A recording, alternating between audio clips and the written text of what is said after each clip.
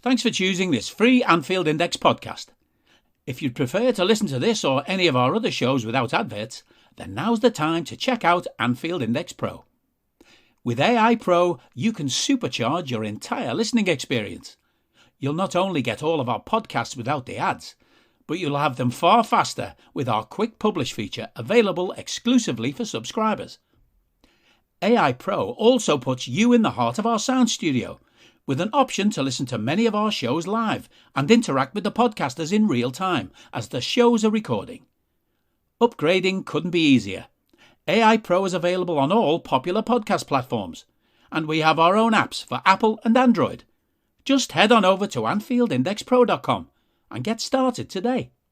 Hello and welcome to the Daily Red, your lunchtime catch-up on all things Liverpool FC on a Thursday leading up to the weekend where Liverpool travel to the Etihad to take on Manchester City in a game that could define where the Premier League title ends up this season.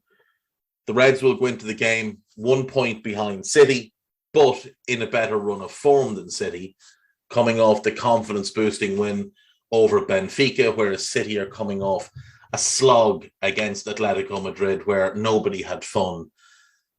We did see some very weird people on Twitter yesterday suggesting that it was Pep who set his team up to grind out the victory over Atleti, as if it was Pep's decision that the game be played in such a manner rather than that of Diego Simeone.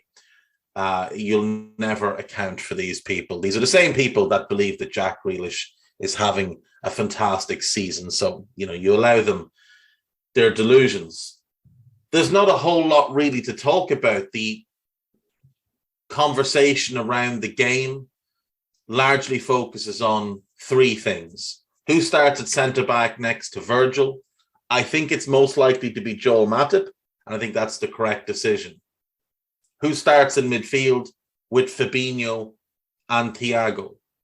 There are two options. There's Jordan Henderson, there's Naby Keita. If we go on form, Naby Keita is far more warranting of the position. Henderson obviously has not had a good season at all, whereas Keita has had a very good season. But Klopp may just pick his captain for reasons. Then there's the conversation around the attack. Most people seem to agree that Luis Diaz should start left wing. But then there's uncertainty over the other two positions. Who should start through the middle? There's three options. There's Bobby, there's Mane, and there's Jota. Jota has had the best season of the three. Mane has done well there in recent games, but Bobby is Bobby, and Bobby always turns up against City. He has, in the past, terrorised Manchester City defenders on multiple occasions. So you look at it and you think, would we be best off starting Bobby for 60 minutes rather, having him drop into midfield, harass Rodri, link the play, give us that advantage of having an extra man in midfield, while also being able to join the attack and create space for others and do all the different things that Bobby does? Or should we go with that poacher in Diogo Jota, playing off the shoulder of City's defenders? The issue with Jota is the ball doesn't stick to him very well. He struggles in some of the build-up play. He's not a great link player. Sadio suffers from similar issues at times, where the ball doesn't stick to his feet and can bounce off him, but he is a good link player. That's a big decision for Jurgen Klopp to pick. Who goes in as the number 9 for this game? Then there's the other question, the front three. Should Salla start or should he not? If he doesn't start, Sadio Mane probably starts there. Sadio, Bobby or Jota, and then Diaz on the left. Now, personally, I think Salla should start. I think it's actually a no-brainer to have him start. I think this is exactly the type of game that can give Mo his confidence back. He has tortured Man City in the past. And their left-back options are Cancelo, who's dreadful defensively, Zinchenko, who's not really a defender. He's a midfield player. And Nathan Ake, who's a centre-back and will struggle for pace against Salla. Their left-side centre-back option is going to be Aymeric Laporte, barring something strange happening. So he lacks pace as well. So there is the potential for Salla to operate in quite a bit of space against slower players. If you look at the games recently, Grimaldo stuck well with him. Grimaldo's very quick. Hassan Kamara stuck with him well. He's also very quick. City don't have a quick left back. Cancelo's not slow, but he's not good defensively. Now, going into the game, the only minor injury that anyone in the Liverpool squad has is Fabinho, but he's going to be okay, that little cut in his head. City have Ruben Diaz as a major doubt. Benjamin Mendy, obviously unavailable. And Cole Palmer, who's out. Now, Cole Palmer wouldn't start. Mendy potentially would be their starting left back. He's the one with the pace and the power to potentially deal with Salla. But he hasn't been available all season because, well, he's a scumbag. Ruben Diaz missing means John Stones and Laporte at centre-back. Now, Bobby has bullied John Stones multiple times, and that would give me even more reason to feel like Bobby should start this game. So I'd really like to see Salla, Bobby, and Diaz in the front three for this game. I think that's the front three that will cause them the most problems. I think Diaz's unpredictability and the fact that he cuts inside so frequently will cause Kyle Walker problems.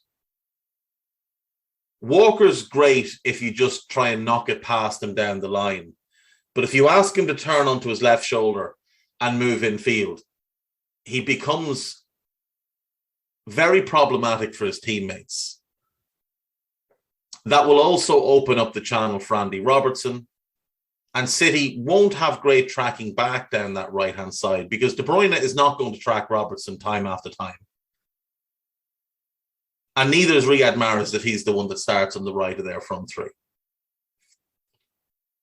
So we could open them up down that side. We could have Salla against Cancelo, which is a mismatch. And Bobby against Stones.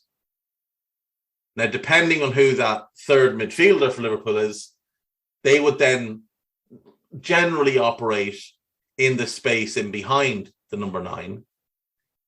And I think Naby's the one who's absolutely best suited to doing that for an hour.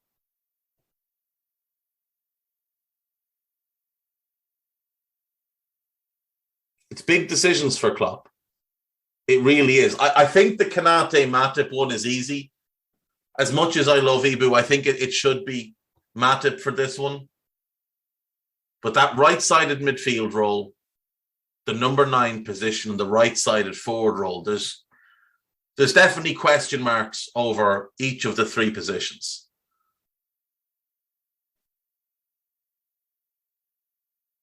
I'd like it to be Keita, Firmino, and Salla. I certainly wouldn't complain if it's Mane as the 9. Jota's the one where I'd have maybe some issue because I don't think the ball sticks to him well enough. If Mane's on, then his touch is generally flawless. It's when he has those games where things start to go against him and he gets a little bit frustrated, and then his foot becomes a curb and the ball bounces everywhere.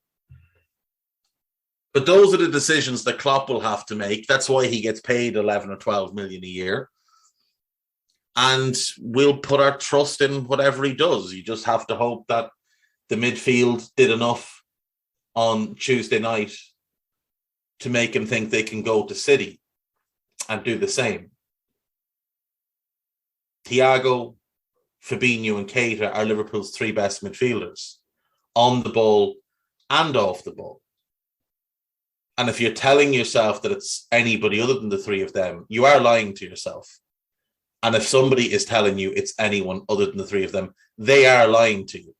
It is those three, by a considerable margin as well.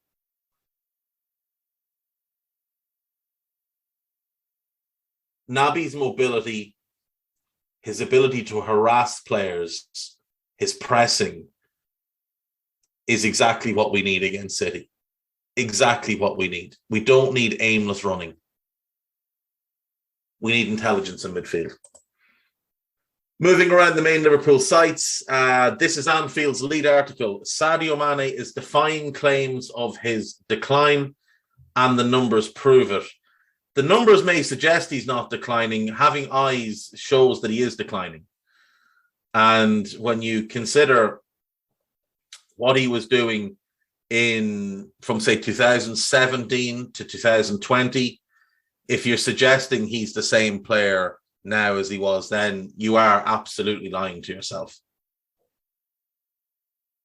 Mane is still a good player, a very good player, but he is no longer a world-class player. He is no longer a great player as he was a couple of years ago. It's why I think Liverpool will look to sell him this summer. And given that he's having a productive season in terms of goal return, though you'll note, not in terms of creativity, we might well get a very good price for him this summer. Jurgen Klopp can show value of living the now with Mo Salah prime candidate. I assume this is in relation to the decisions for the weekend. Mario Götze admits, I should have joined Liverpool in 2016, and he still wants a Klopp reunion. Mario Götze, last I saw, was not impressing in the Eredivisie. Last two games I watched PSV, he wasn't good at all. He has, to be fair, he has 11 goals in all competitions this season, but the majority of them have come in European competition. 3 goals in 25 games in the Eredivisie is not good. Last season, he played only 18 Eredivisie games and scored 5 goals. Season before in the Bundesliga, 15 games, 3 goals. Mario Götze has not played he's played over 30 league games in his entire career twice. Once for Dortmund, once for Bayern. He's played over 40 games in all competitions, 5 times, including this season, where he's played 15 games in Europe. He's still only 29, which is absolutely mind-blowing because he's been around for seemingly ever. But Götze is a prime example of what will happen if you make bad career decisions. So this season, he played in 6 Champions League qualifiers, 5 Europa League matches, and now 4 Europa Conference League matches, as PSV do the march through all the competitions of Europe, hoping to find one in which they can have some success. By the numbers, goals and assists, he's having a good season, but not in the Eredivisie. And I don't know that you'd put much faith into the caliber of the Europa Conference League or the Champions League qualifiers or even the Europa League. I don't think there's any possibility Liverpool would even consider Götze. He should have been one of the greatest German players ever. And he made a really bad decision in 2013 when he went behind Dortmund's back, agreed terms with Bayern, and then Bayern paid his buyout. Not a whole lot of time before the Champions League final, you'll remember. The Champions League final that he then didn't play in because of a thigh injury. At Bayern, he was just a bizarre fit under Guardiola. It never really worked for him. Pep didn't seem to know what to do with him. He was playing him as a false nine. He was playing him in midfield, and none of it worked. Pep's 4-3-3 was far too rigid for Götze. He went back to Dortmund with his tail between his legs, and it went okay. He had one good season, the 18-19 season, scored 7 goals in 26 games in the league. But Dortmund weren't too upset when he left on a free transfer at the end of the season. He'll be a free agent again. Oh, no, he won't. He signed a new contract with PSV. He's contracted there to 2024, so we definitely won't be signing because you wouldn't pay money for him in a fit. Villarreal shock Bayern as potential semi-final opponents for Liverpool. Villarreal beat Bayern 1-0 last night, and it really should have been 2 or 3. They had a goal disallowed. They had a couple of other good chances. They carved Bayern apart on the counter. If we get to play Bayern, we should just bed in and counterattack them because they absolutely cannot defend. Liverpool fans explain dangerous policing at Benfica. Liverpool fans in Lisbon have documented the dangerous policing tactics at the Reds match against Benfica that led to many missing kickoff. So apparently the police were very, very aggressive, would not let fans into the stadium in any more than dribs and drabs. Sachin Nakrani said, kept inside the ground for close to an hour, held back further by baton-carrying cops once we got outside, and then made get on a metro that stopped at only one pre-designated station. Wow.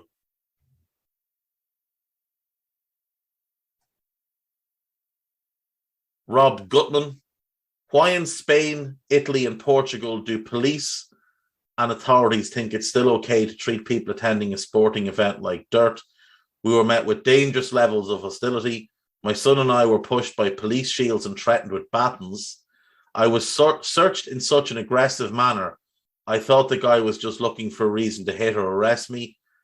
I was deliberately totally passive, gave him no reason, but he kept coming at me. It's hard to describe. Whole thing was shite. The game was a blur for me. I'm sort of done with European aways. Well, I'll go again to amazing cities. I can't not, but not to the games themselves. What's the point? Wow. Wow. That is a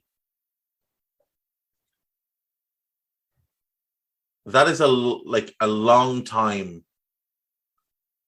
match goer who's been to European aways all over the place, stating that after the treatment he suffered, he will not go again.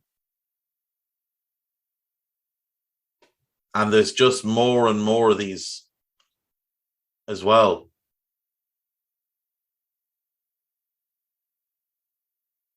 Incredible. Absolutely incredible. It is true, though, like on the continent, specifically with English fans, the police are incredibly aggressive, and it's always been this way. When I used to go to European aways, and we're going back a long time now, but it was always the same. It was always the same. I remember standing in a queue and getting a rap on the back of the head with a baton because I was standing in a queue and he wanted to see my ticket. Like, what did he think I was standing in the queue to do? Of course I had a ticket. That was in Germany. That was Leverkusen away. With a rap of a baton on the back of the head. Yeah. Nice. Made the game enjoyable. Seeing 44 players on the pitch. On to Liverpool.com. Lots of transfer stuff as usual, I'm sure. Liverpool have done polls for exciting 40 million transfer as Virgil van Dijk confirms new elite trait. This is the Media Digest piece, so let's see what's here. The Champions League knockouts take shape. Liverpool poll new forward. AC Milan, Manchester United, Newcastle, Crystal Palace, and Liverpool. It's a curious collection of clubs, yet this is apparently a group that find itself in competition. Oh, Ismail Assar. Van Dijk confirms new elite quality. Virgil van Dijk is the best centre-half in the world. He's also somewhat unusual in that he is a right footer who's always been more comfortable on the left. For any football manager, this is a godsend. Top-level left-sided centre-backs are like gold dust or unicorns in the parlance of Pep Guardiola. To be fair, if you think of the great left-sided centre-backs of the last 30 years, most of them have been right-footed. Baresi was right-footed. Alan Hansen was right-footed before him. Baresi was right-footed. Fernando Hierro was right-footed. Cannavaro is right-footed. Jaap Stam is right-footed. Nemanja Vidic is right-footed. Tony Adams is right-footed. Gary Pallister is right-footed. Paul McGrath is right-footed. He could play either side, but he did have a preference for the left.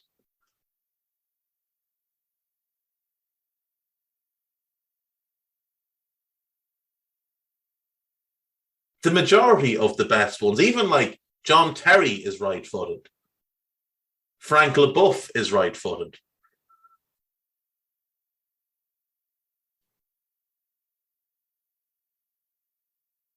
The vast majority of them were right-footed or are right-footed.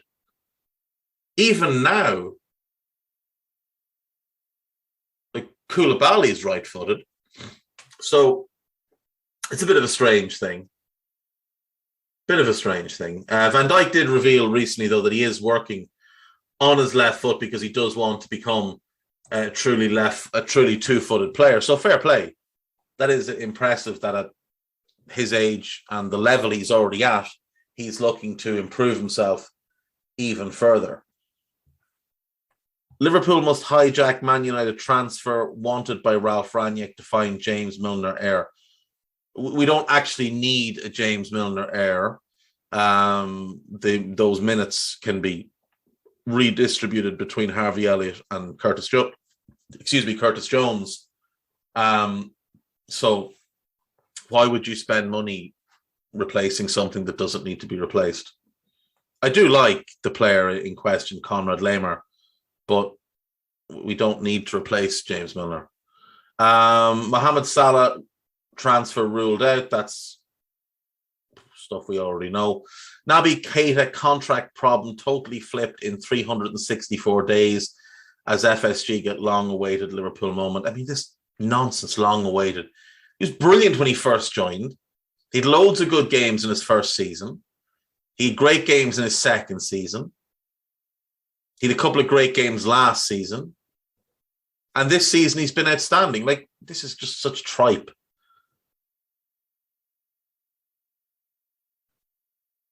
Liverpool sent another transfer reminder by Wonder Kid, who is waiting for a video call from FSG. So the player in question is Facundo Farias of Club Atlético Colón. I had no idea we'd even been linked with him. Apparently his agent has come out and said Liverpool are keen to sign him. He's an attacking midfielder, but he is going to be more of a striker than a midfielder, the way his game is.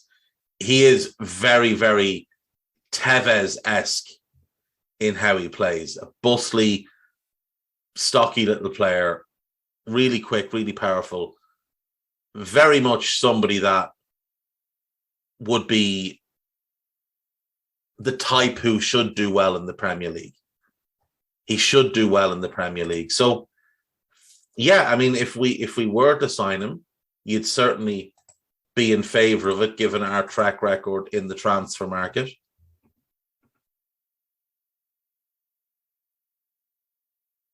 Interesting. On to AnfieldIndex.com. Naby Keita, the big game player, is the lead piece here.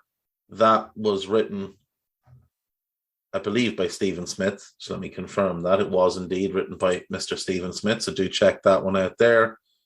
Observations against Benfica, the real Naby Keita stood up.